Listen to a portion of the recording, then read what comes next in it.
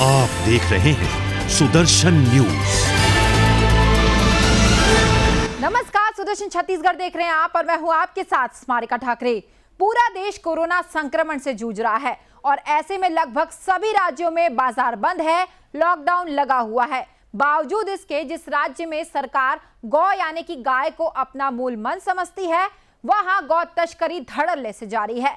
हम बात कर रहे हैं कांग्रेस शासित राज्य छत्तीसगढ़ की, जहां पर लॉकडाउन के समय में भी गौ तस्करी का मामला धड़ल्ले से जारी है।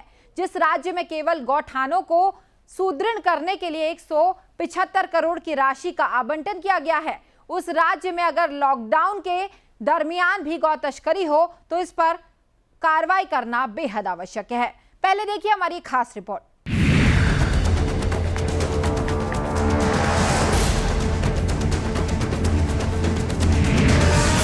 छत्तीसगढ़ में धड़ल्ले से गौ तस्करी।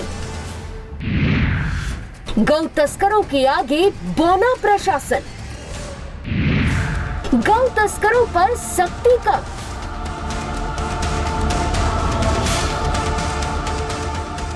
जब पूरा देश कोरोना से लड़ रहा है, महामारी से जीतने की जद्दोजहद में लगा है, ऐसे वक्त में भी छत्तीसगढ़ में धड़ल्ले से हो रही है गौ तस्करी।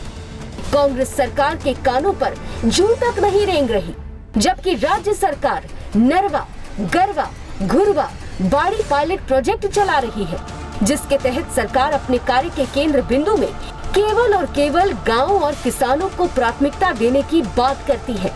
इसी के तहत राज्य सरकार ने गौशालाओं को सुचारू रूप से चलाने के लिए इस वित्तीय वर्ष में 175 करोड़ रुपए आवंटित किए थे।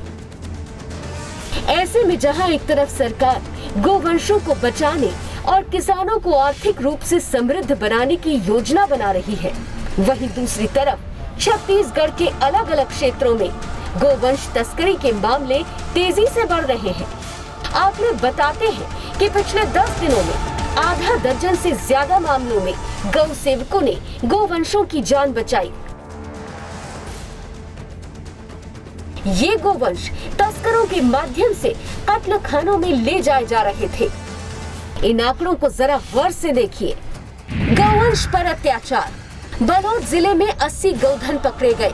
दुर्ग जिले में 200 गौधन को बचाया गया। दुर्ग जिले में ही एक ट्रक में 32 गौधन को बचाया गया। बेमेतरा जिले में एक ट्रक से 34 गौधन मिले, इसमें आधे मृत पाए गए। कवर्धा में भैंसों से भरा हुआ ट्रक पकड़ा गया। जिला गरियाबंद में 75 गौधन बचाए गए। भिलाई अर्जुनी थाना में 32 गौधन पकड़े गए। जिला कांकेर में 40 गौधन की तस्करी पकड़ी गई।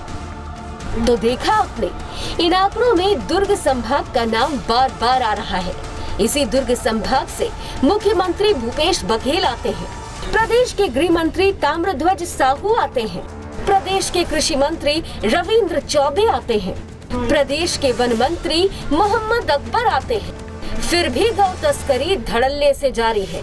गौ तस्करों पर प्रशासन कार्रवाई तो नहीं करता, लेकिन गौ सेवा का राग जरूर अलापता है।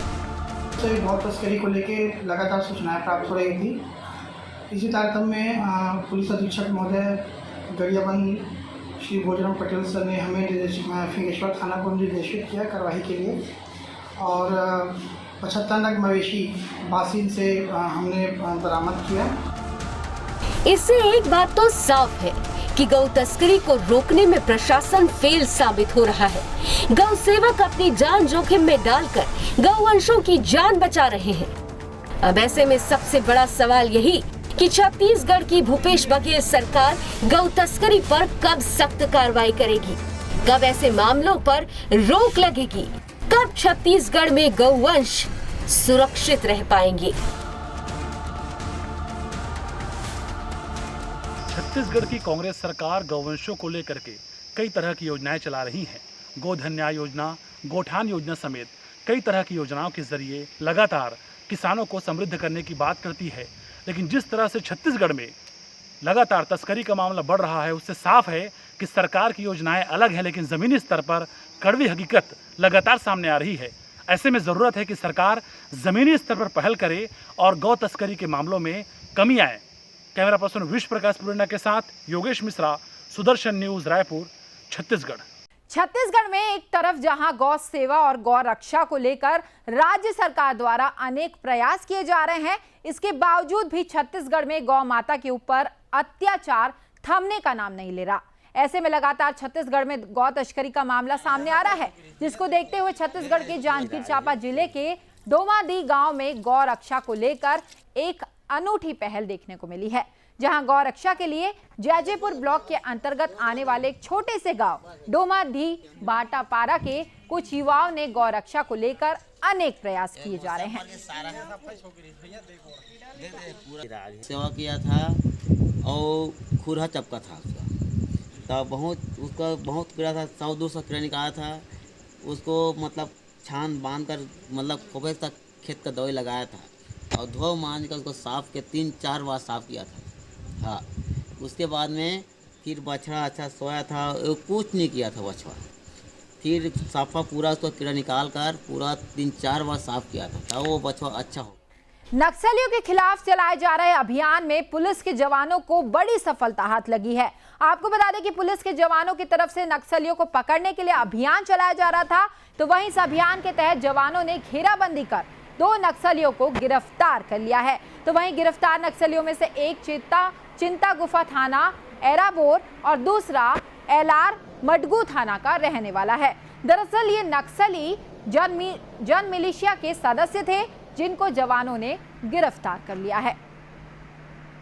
छत्तीसगढ़ में आज से पुनः कोरोना के लिए वैक्सीनेशन लगना प्रारंभ हो गई है, जिसके तहत 18 साल से लेकर 44 साल के लोगों को कोरोना की वैक्सीनेशन लगाई जा रही है। आपको बता दें कि कोरोना वैक्सीन को लेकर हाई कोर्ट ने आदेश दिया था, जिसके बाद कोरोना का टीकाकरण की शुरुआत की गई, लेकिन गुरुवार तक टीकाकरण की इस प्रक्रिया को बंद कर दिया गया था। लेकिन आज 3.5 लाख वैक्सीन की जो डोज है वो छत्तीसगढ़ आएगी। प्रदेश की ऐसी सभी खबरों के लिए आप देखते रहिए सुदर्शन छत्तीसगढ़। नमस्कार। आप देख रहे हैं सुदर्शन न्यूज।